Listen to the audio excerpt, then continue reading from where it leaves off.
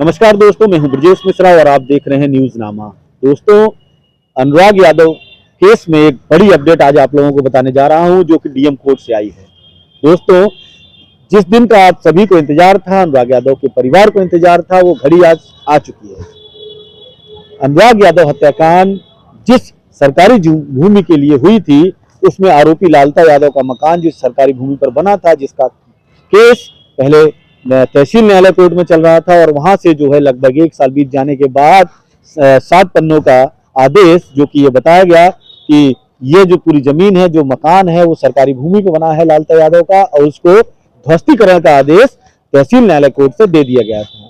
दोस्तों, बीते 2 महीने से लगातार डीएम कोर्ट में इसकी अपील की गई थी और डीएम कोर्ट में लगातार 2 महीने से तारीख पर तारीख फिर पड़ रही थी।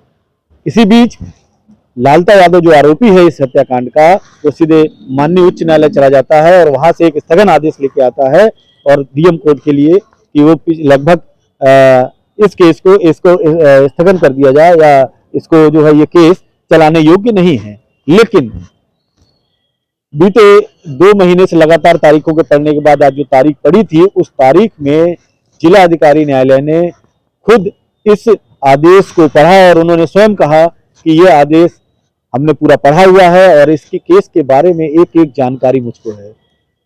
डीएम कोर्ट ने इस पूरे मामले को जानकारी को देखते हुए, जैसे जिला तहसील न्यायालय ने जिस आदेश को पारित किया था, उस आदेश को बरकरार रखते हुए आरोपी लालता के केस को जो उन्होंने दायर किया था, उसको खारिज कर दिया। और आपको बता दूं कि उनके परिवार को जिस चीज का इंतजार था, धीरे धीरे वो घड़ी अब नजदीक आ रही है। अब देखने वाली बात ये होगी कि डीएम कोर्ट के आदेश के बाद, यानी आरोपी लालता का जो केस था, जो उन्होंने दायर किया था यहाँ, उसको खारिज करने के बाद अब बाबा का बुलडोजर कब उस सरकारी भूमि पर बने आरोपी लालता यादव के मकान पर चलेगा। अब हम आपको सुनाते हैं कि मामले की पैरोकार कर रहे वकील सतवीर सिंह ने क्या कुछ कहा उस पूरे मामले में, ये आप सुन लीजिए। आज अनुराग यादव वाले मामले केस में सुनवाई की, क्या कुछ हुआ वकील साहब? देखिए, जैसा कि आप लोग जहां मिल गए, हमको तहसीलदार का न्यायालय है, इसी न्यायालय से एक आदेश पारित हुआ था। कबीरुद्दीनपुर गांव का मामला था। अनुराग यादव लड़का था जो ताइक्वांडो का खिलाड़ी था, उसकी गला काटकर हत्या कर दी गई थी। उसका कारण ये था कि उसके पीछे बगल में बंजर खाते की भूमि है 932, उसी पे मकान बना है और उसी को लेके इन लोगों में विवाद चल रहा था। लेकिन वो विवाद इतना अधिक बढ़ गया कि वो सब जो अपराधी थे, लालता और वो लोग, उन लोगों ने अनुराग यादव की गर्दन काट दी तलवार से, एक ही बार में धड़ से उड़ा कर दिया। उसके बाद गांव सभा की तरफ से मुकदमा दायर हुआ इसी न्यायालय में और लगभग 1 साल तक वो मामला यहाँ पे लंबित रहा। उसके बाद 31(2) का मुकदमा दाखिल हुआ अपर जिलाधिकारी भूमि राजस्व के न्यायालय में। क्योंकि जो मामला यहाँ लंबित हुआ और बार बार जब रिपोर्ट यहाँ से मांगी जाती थी, तो आरआई की तरफ से रिपोर्ट आती थी, वो मिलजुमला नंबर था। तो 932 एक ही नंबर था, उसमें क ख ग अलग फाट नहीं पड़े थे।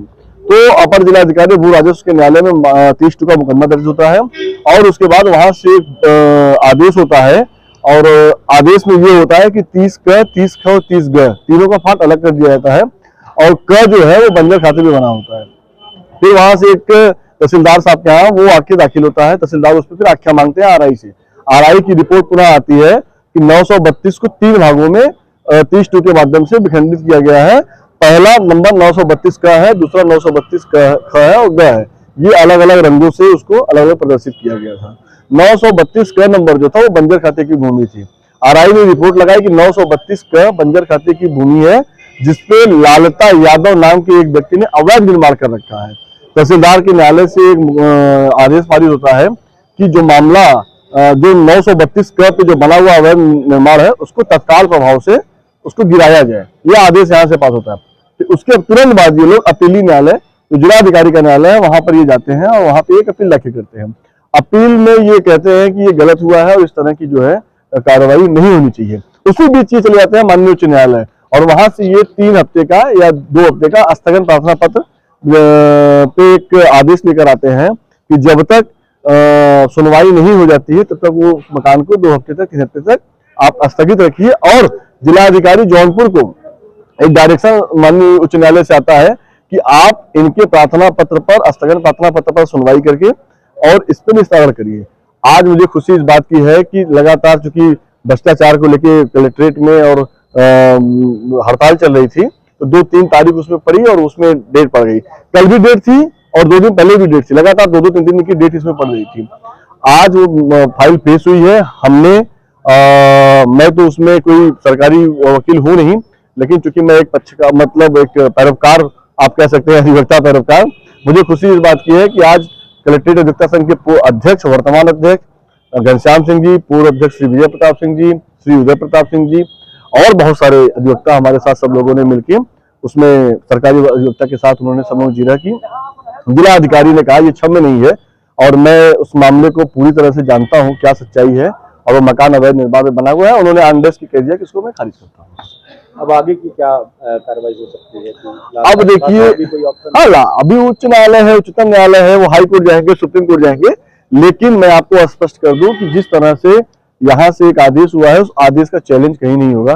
सारे न्यायालय उस मकान को गिराने का आदेश करेंगे, उसमें कोई दो राय नहीं है। क्या लगता है अभी और कितना इंतजार करना पड़ सकता है? अब आप लोग जाइए कैमरा लेके, मैं तो कह रहा हूँ कि जाइए, यहाँ के जो वर्तमान मंत्री हैं गिरीश चंद्र यादव और जो यहाँ के विधायक हैं भारतीय जनता पार्टी के, जो यहाँ पे सांसद हैं, सॉरी वो सांसद तो विपक्ष का है, जो भी गठबंधन के विधायक हैं, और उनके पास कैमरा लेके जाइए, उनसे पूछिए कि भाई अब तो न्यायालय ने भी आदेश कर दिया है और मुख्यमंत्री योगी आदित्यनाथ कहते हैं कि 0 टॉलरेंस वाली सरकार है, अपराधी को बख्शा नहीं जाएगा, किसी भी अपराधी को छोड़ेंगे नहीं। तो अपराध तो वहां अपराधी को तय करने में समय लगता है, यहाँ तो अपराध तय हो चुका है, न्यायालय ने अपराध तय कर दिया है। तो आप सबको मुख्यमंत्री का जो चाल चरित्र चेहरा है उसको उजागर करना है, वो दिखना है कि भाई मुख्यमंत्री जो कहते हैं वो बात सही है कि गलत है। अगर वो अपराधी को बचा रहे हैं तो भाई मुखौटा लगा के आप जनता को बेवकूफ मत बनाइए। अगर आप सही में 0 टॉलरेंस की बात करते हैं और उस पर इम्प्लीमेंट करना चाहते हैं तो आज आदेश हो गया है, कल उसका बुलडोजर से मकान गिरा दीजिए। तो आपने सुना कि वकील सतवीर सिंह ने क्या कुछ कहा, क्या कुछ बताया इस अनुराग यादव के केस में, और डीएम कोर्ट में कौन सी फाइल खारिज कर दी गई, और अब आगे आरोपी लालता यादव कहां तक अब जा सकता है। हालांकि जो कुछ भी हो, पूरे मामले में पूरे परिवार को, पूरे जो यहाँ के वकील थे, बाकी उसके अनुराग के जो प्रशंसक थे, जो उनके मतलब चाहने वाले थे, उनको बड़ी खुशी हुई है कि लालता यादव का जो फाइल यहाँ थी उसको खारिज कर दिया गया और बहुत बड़ी डीएम कोर्ट से राहत मिली।